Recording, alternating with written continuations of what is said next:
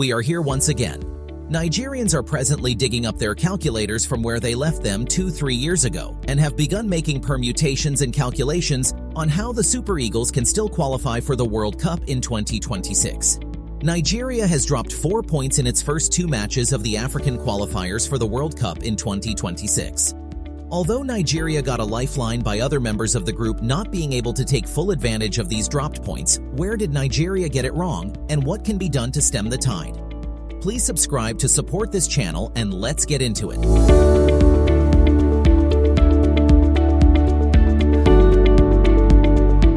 Once again, Nigeria has failed to learn from its mistakes and is doing the same thing it did with the former coach Gernot Rohr. It is ludicrous to believe that you would do the same thing over and over again and expect a different result. The present coach of the Super Eagles, Jose Poseiro, has not been paid for months and has supposedly agreed to a pay cut in order to stay on the job. With the recent string of performances by the Super Eagles, it is not beyond logical reasoning to assume that a coach who was forced to accept a pay cut could possibly sabotage the efforts of an employer that decides to disrespect him and then refuse to pay him his dues. Even if this is not the case, one can be forgiven for assuming this, especially as it is reported that Jose Poseiro is already working on his next appointment within the continent. In the last set of friendlies, Nigeria played against Saudi Arabia and Mozambique, as well as in the World Cup qualifiers. Nigeria fielded a few new players in its efforts to bolster certain areas of the team. Certain players lived up to expectations, while a few fell short of the lofty heights which were expected of them. Let's take a look at the performances of these players as well as the coach to see where there may be lapses. Rapheal Onyedika. Onyedika finally got his chance to get considerable match time in the match against Mozambique, where he displayed steadiness, shielding the defense and driving play forward towards attack. The rebound from his shot at goal in the match against Mozambique led to the third goal for the Super Eagles, scored by Tella. He gets a 7.5 out of 10 for his display on the day and ideally should be getting more playing time with the Super Eagles. Onyedika's rating on scouting platforms as well as his performances at club level makes it inevitable to ask the question: who has Onyedika offended among the Super Eagles team handlers and the Nigerian FA? Bruno Onyeamechi. Onyemaechi has been a revelation in recent matches for the Super Eagles on the left side of defense. In the matches where he excelled, he overlapped well and created some good chances for his teammates. He also defended well and made a few important tackles. Onyemaechi's performance, however, dropped defensively in the World Cup qualifier against Lesotho and Zimbabwe. His frequent forays up front almost cost the team on a few occasions, as he struggled to keep up with the pace of the opposition right-winger. He, however, was able to recover on these occasions, so he still gets some applause for his performance. Bruno gets a 6.5 out of 10 for his efforts. Jordan Torunarigha. Jordan Torunarigha has been courted by the Super Eagles for a while now and got his first call-up in the friendly against Saudi Arabia. He finally got to play in the match against Mozambique, and he performed decently in defense in the time he was on the pitch. Torunarigha started the match and played for the majority of the game, with Calvin Bassey replacing him 15 minutes from the end. He was a commanding presence in the defense, and he was able to deal with the physicality of the Mozambican attackers. Overall, Torunarigha had a very positive debut for the Super Eagles. He was a solid and dependable defender, and he showed that he has the potential to be a valuable asset to the team in the future. His positioning was good, his tackling was clean and decisive, his passing was composed and accurate, and he was dominant in the air.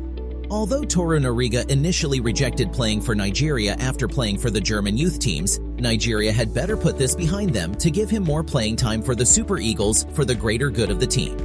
For his debut, Torunarigha gets a 7.0 out of 10. Tella. Tella was a disappointment in the match against Zimbabwe, as he raises the question once more as to whether he is the solution to the team's forays along that side of the pitch. In that match, Osimhen did more in advancing the team's attack than Tella, who was meant to be the natural right winger. He did, however, make a few telling runs and crosses into the 18-yard box, but his efforts were not enough. We will continue to emphasize that if Nigeria cannot get a more effective option on the right from players such as Michael Olise or Noni Madueke, either of the pair of Osayi Samuel or Ola Aina will be the better option. It makes sense to conclude that if you have players that cannot deliver decisive passes, that create goals or score goals playing from a wing position, then it's better to have players that can keep the ball and cuts off opposition attack from that side of the field. Tella gets a 6.5 out of 10 in his debut against Zimbabwe. Finally, we have Jose Poseiro. Nigeria refuses to learn from errors of the past by retaining a coach after refusing to pay him. In this case, Poseiro, who agreed to accept a pay cut to retain his position. Apart from exposing the team to the negative energy of a coach that feels he is not being paid his dues, like mentioned earlier, there is the possibility for subtle sabotage by the coach against the team's efforts. How else would you describe some of the decisions that have been made by the coach in the African qualifiers for the World Cup in 2026? Some of these include the obvious that the team has no discernible pattern of play or strategy getting through towards opposition goal. Any coach who cannot mold the present crop of Super Eagles attacking talent to a potent attacking force is not worthy of the job of being the Super Eagles coach. The decision to play Awoniyi as lead striker in the match against Lesotho with Boniface behind him, while Terem Moffi is on the bench, is head-scratching. Awoniyi is as inconsistent as Chukwueze and should probably not be a starting option with the other options available. Trying out a proven finisher like Gift Urban might even be a more effective option, as the job of a striker is to score goals with consistency and not to huff and puff. Playing Terem Moffi and Aribo, who has played few matches for his club this season behind him with Boniface on the bench, is even worse. These kinds of shuffles are done in friendly matches and not during major matches. Similarly, the decision to play a player like Sadiq Umar in the friendly match against Saudi Arabia and bringing him on in the tail end of the match against Zimbabwe is equally puzzling, and a sure sign of a coach bereft of ideas. Sadiq Umar has put every foot wrong in the matches he has played in his attempts to score and has no business near the Super Eagles team at this stage of his fitness and recovery from recent injury. This is despite his hustle against Lesotho, as he is also way down the pecking order of Super Eagles strikers at the moment. Poseiro has also refused to invite new potential midfielders to ensure depth and competition for a first-team shirt, despite the glaring lack of backup for Iwobi and the decline of the once promising Joe Aribo. Also, Onyedika has been invited quite a few times now, but has struggled for playing time, even though in the match which he has played, he showed what he brings to the table. He was left out in the first two matches of African qualifiers, leaving Iwobi to do the defensive work in midfield. Iwobi is obviously the most creative midfielder Nigeria has and should not be at the back, playing a defensive role when Onyedika is on the bench.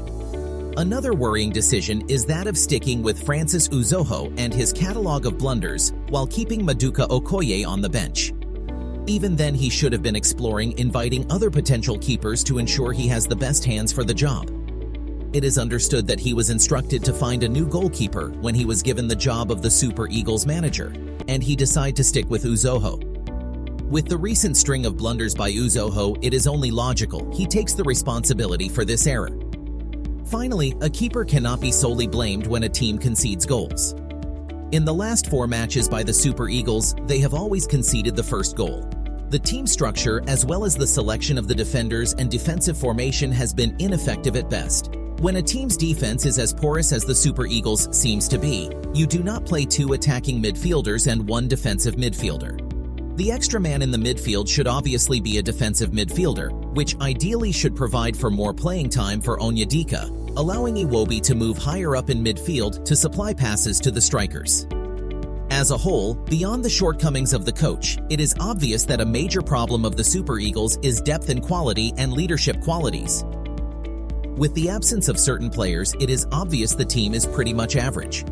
Whoever the coach is, the prime objective should be to ensure the team has a capable Team B, with players who can take the responsibility of lifting the team either through leadership qualities or sheer ability, especially in midfield. Players like Rapheal Onyedika, Alhassan Yusuf, Tom Deli Bashiru, Michael Folan-Runsho, Ibrahim Olawoyan, and a few others should be explored as options and given playing time. This should have been done prior to the qualifiers, but we will never know if they could be better except they are invited and explored as options. If the coach is to be replaced, it should be now rather than later, and it must be done in a logical, practical, and systematic manner to prevent a recurrence of the errors of 2021. Nigeria must be decisive as it has 6 months to turn things around. and there is no time for another coach hunting jamboree across Europe. We understand that the NFF seems to already have a shortlist, but in a subsequent video, we will look at possible replacements for Jose Poseiro, who are presently available to take on the job of the Super Eagles manager and will not cost an arm and a leg to secure. It is not too late, but Nigeria must act now. Thanks for watching. If you like this video, please like, share, and subscribe. Also, we'll appreciate if you leave a comment. Please let us know what is your rating for the players highlighted in this video, and whether you think the Super Eagles coach should go immediately or should be given more time to build a team. See you in the next video.